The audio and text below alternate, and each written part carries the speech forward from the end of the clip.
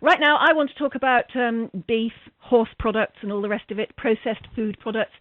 If you've got a freezer full of processed food products and you've decided, I don't think I fancy that anymore, I really don't because of the horse meat scandal, what should you do with it and what should you do in its place? Let's speak to dietitian Nigel Denby. Hi there, Nigel. Hello, Anne. Hi. Hello. So maybe we've got a whole, Berkshire full of people with freezers full of processed food they just don't want to cook anymore.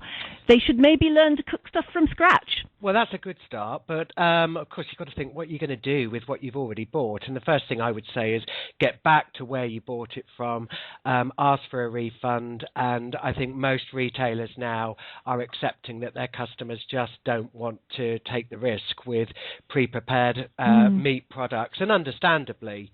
Yes, it's mince. When it comes down to it, it's probably things like mince or casserole type things where you can't tell what's in it. You can't see. You don't know. We're not really talking about lumps of steak as such. It's more things like bolognese sauces, cottage pies, shepherd's pies. Of course, we're not just talking about beef now as well. We are beginning to see that there's concern around poultry and lamb as well. So basically where a piece of meat has been taken and changed from its original format, so either minced or turned into sausages, that type of thing. Those are the areas to be concerned about. Yes. And I do think it's important to remember, before we even knew about this issue with horse meat, those very, very cheap ends of the market of bolognese sauces and shepherd's pies, they were never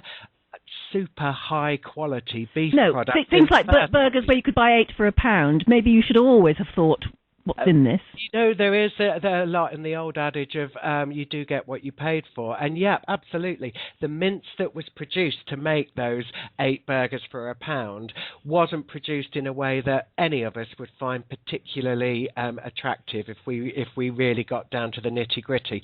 But we do have this issue that now we don't even think that those products are necessarily going to contain beef.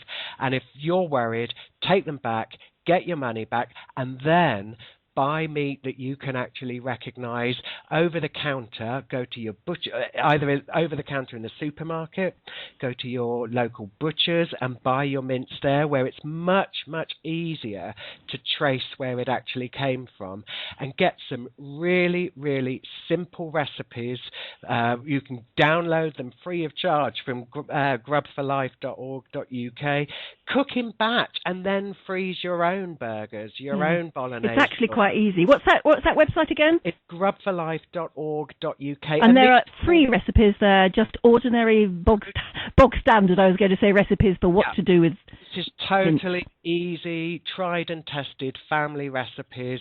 They take you no more than half an hour, and then if you're making them in bulk, you can have 10 shepherd's pies quickly put together and thrown in the freezer.